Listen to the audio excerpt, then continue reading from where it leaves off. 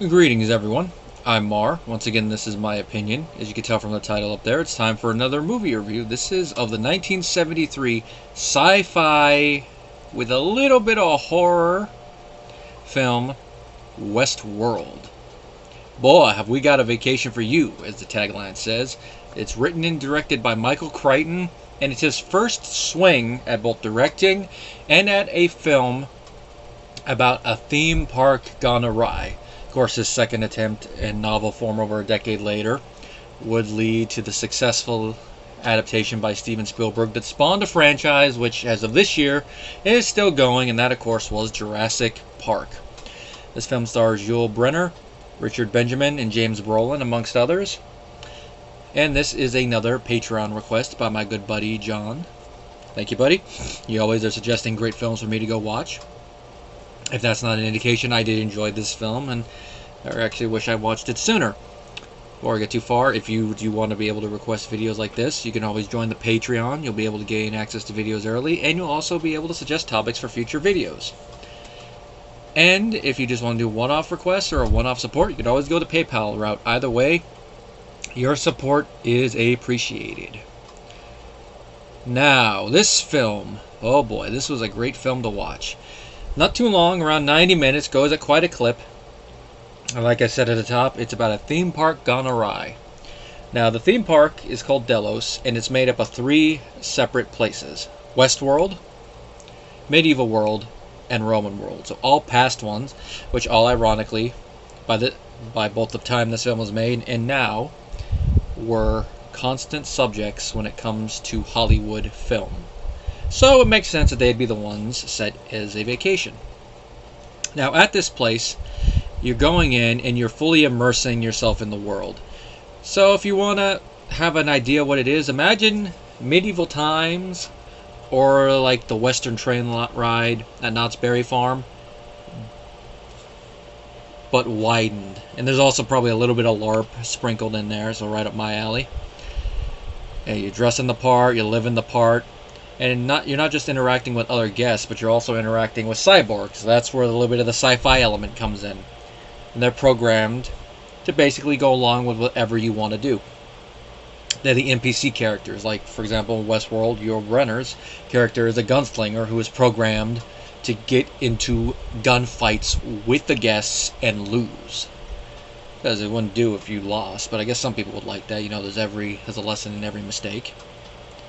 Now, beginning of the film, we're seeing several characters go into Westworld for their vacations. We got our 2 buddies who are the main characters, Peter and John, played by Richard Benjamin and James Brolin. We got a character that goes into the medieval world, played by Norman Barthold. And of course, we got another character that's going into Westworld that's there just in a couple scenes, played of course by Dick Van Patten, famous for a lot of things, but for me personally, I know him from his Mel Brooks cameos. Hey, I bet! I hate that guy.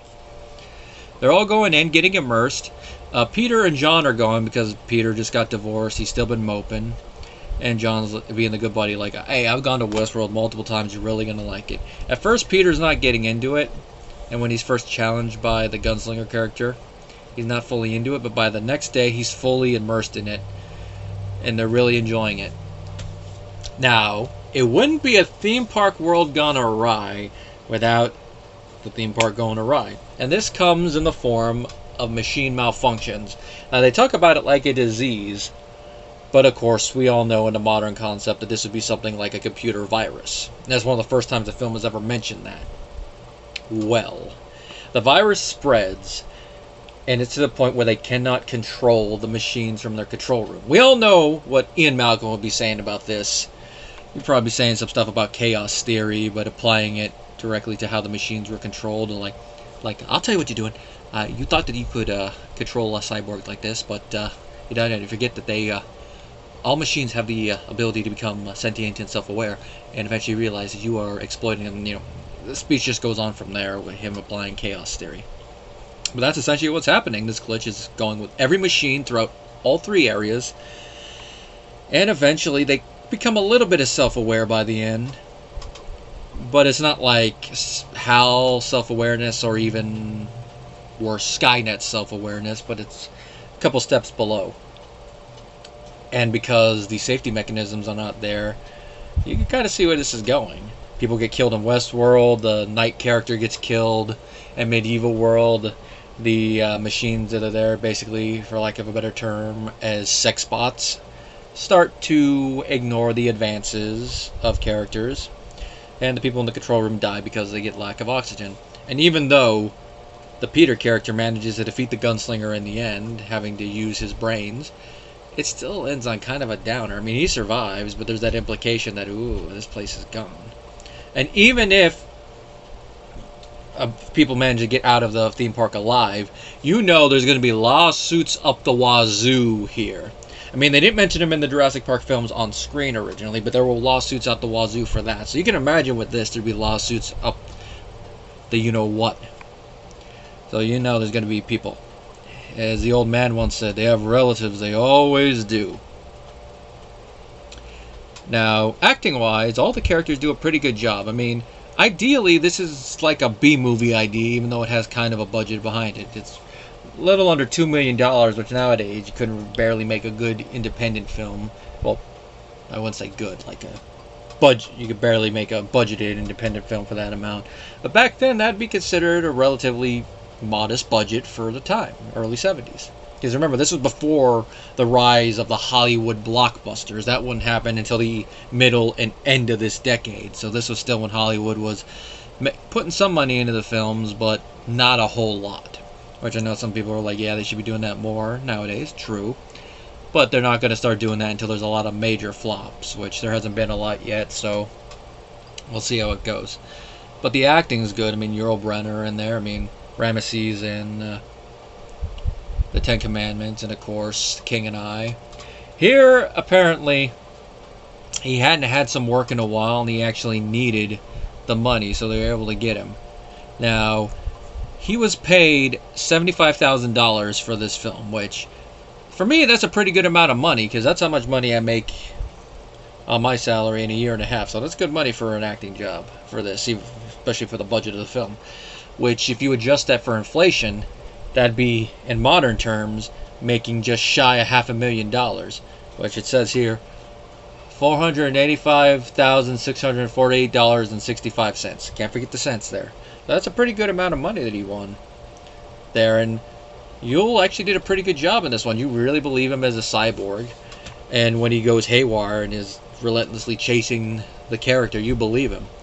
And watching this, I'm like, you know, there's subtleties in this performance that seem familiar. And even IMDb lists this, that he inspired two later indestructible killers. Michael Myers in Halloween, which I kind of see a bit. And more importantly, another cyborg character going after humans, Arnold Schwarzenegger in The Terminator. That one definitely. The only difference, of course, being that Arnold is harder to kill because of the nature of his machine, whereas here, it's a little easy to kill. Which, Yul's character, at the very end, there is a little bit of sympathy involved with his character because of how he reaches out to the person he's chasing. Like, that's where I say the thing about them becoming self-aware comes into it, that he's fully self-aware there, and he's like, help me. It's all through Yul's body language. I don't know if that was in the script, or if that's a little subtlety he decided to add to his performance, which adds to the subtext of it, where you start to feel sorry for some of the machines there that are not hurting anybody else. Now, because of the budget of the film, we don't see a lot of the world, but we see enough to feel immersion, especially with the costumes. And a lot of the sets were sets they had. Like, according to IMDb, part of the Western set was used later for Blazing Saddles. And looking at it, I'm like, yeah, it kind of looks familiar. I thought it was because it was just like any other Western set from this time period. I mean, I know somebody's going to really scoff at this, but it's one of those things, you see one Western set, you kind of see a lot, especially around this time where Westerns were riding high, and this was before the Western crash. Well, crash as in they're making a lot of Westerns one after another, kind of like how comic book films are nowadays. You know, like, how often do they make Westerns? They're sporadic nowadays. And of course, the few shots we see of Roman world and medieval world enough to get the immersion there and the costumes fit. Now, of course, they're probably not 100% accurate, but it's more for the pop culture interpretation of the different places rather than enough. I mean, if you're a historian and you go there, you'd be like, oh, that's not accurate. That's Greek. That's not Roman. That's not accurate. That wasn't in the Middle Ages. That was the Renaissance. And then, of course, you're looking at the Western one, like when you see the piano player, that piano style didn't exist until way after the Old West, and even the phrase gunslinger was not used in the Old West. I think it coined until the 1950s to be applied to the gunslinger archetype. But it's one of those things that, like, yeah. It's one of those things. If you're gonna get anal retentive about historical accuracy, you're gonna have a bad time. It's one of those things you gotta leave part of your brain at the door and enjoy it for what it is. Another fun thing about this is one of the first films, if not the first, to feature the use of digitized images as part of its mise en scène, and that's for the gunslinger's point of view in Westworld.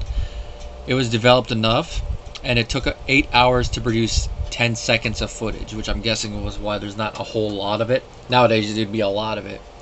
But it's excellent, and it's one of those ones that, like, you gotta applaud the film for. It definitely adds to the creepy vibe when it comes to the gunslinger, especially when you combine it with Brenner's performance. And a fun thing about that, his character is supposed to be a spoof of one of the characters from the Magnificent Seven. He's even wearing the same type of costume, but I think that's intentional.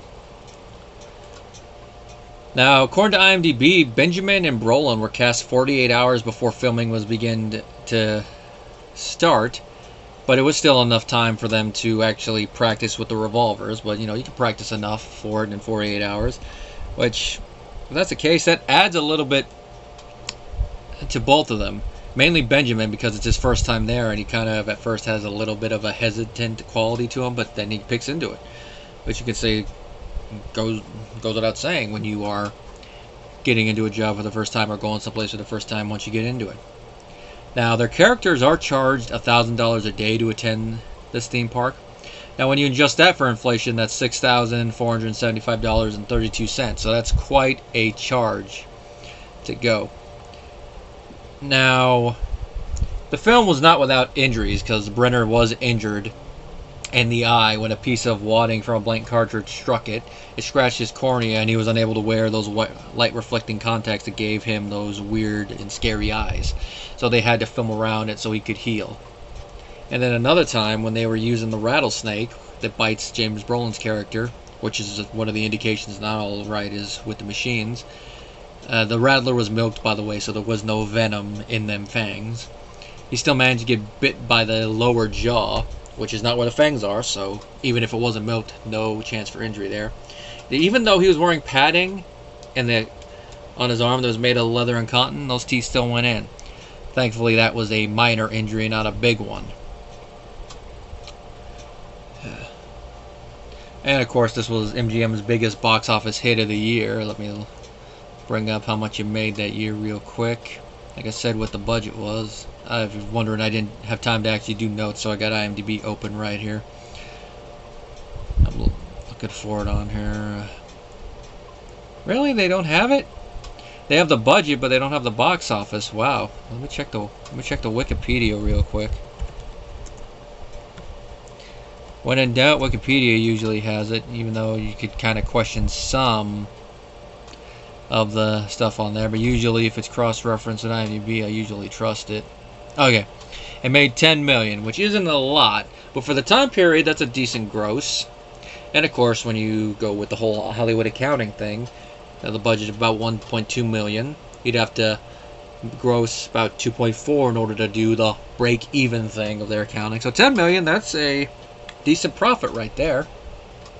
And then, of course, when you add on to it all the money it's made in subsequent releases on home video, DVD, rentals, which is how I watched it, airing on TV, and all the residuals and all that, it's made quite an amount of money. And then, of course, now with the TV show adaptation, there's that, which I have not watched that yet, but apparently there are Easter eggs dropped in all the time that hints that the show is not a full reboot, but more like a soft reboot with some references to the film, so a soft sequel.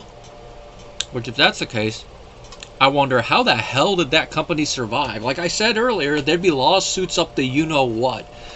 But then again, the same thing happens in the Jurassic Park series. Another company buys the stuff and reopens the park, and it works well for a while, and then everything goes to heck again. Now, this is something I'm surprised I didn't catch at first, but looking back, I'm like, oh yeah.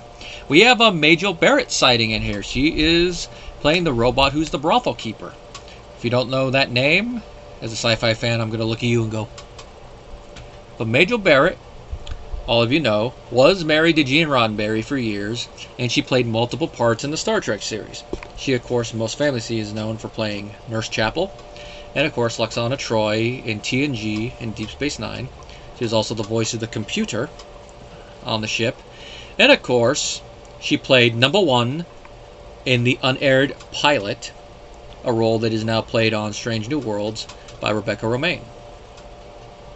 Another fun fact, that this is one of the last looks at the estate of Harold Lloyd, which is what was used for the Roman world, and that was before it was subdivided into 15 lots and sold a couple years later.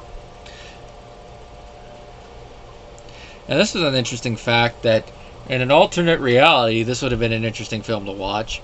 That apparently after he made Terminator 3, Arnold Schwarzenegger was actually in talks to produce and star in a remake of this film for Warner Brothers. Now, it does not state who he would have played in that film, but I can imagine he would have played the Brenner character and played another cyborg, which people would have been like, typecasting, but it would have been interesting to see Arnold play someone that's supposed to be a bad guy again. I don't think he'd say it, but you imagine, hey, yo, I am the bad guy. Now you are terminated with extreme prejudice. And of course, this was around a time where he's also in talks to do another sequel to Conan the Barbarian. Now, these plans obviously never came to fruition because my state made the decision to promote Arnold from Terminator to Governator for several years. And of course, his career, other than a couple cameos here and there, went on hold. Now, Peter Graves and Leslie Nielsen were considered for the role of John Blaine, along with William Shatner playing the Peter character, which that would have been interesting. Can you imagine Leslie Nielsen and William Shatner in this movie? I don't think people would have been able to take it as seriously, but it would have been interesting, especially Shatner. Some of his Shatnerisms at points. Of course, they all would appear later in Airplane and its sequel. And of course, with Majel Barrett appearing in this film, that would have just added to the Star Trek connection there. Having them in a scene together, people would have liked that.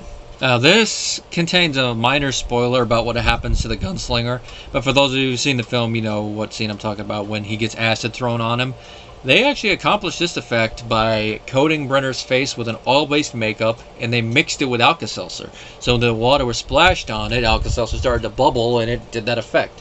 Such a simple effect, but amazing. That's one of those things that's going in the file, and for those of you watching who are aspiring filmmakers, there's some little advice right there. I'm going to have to remember that.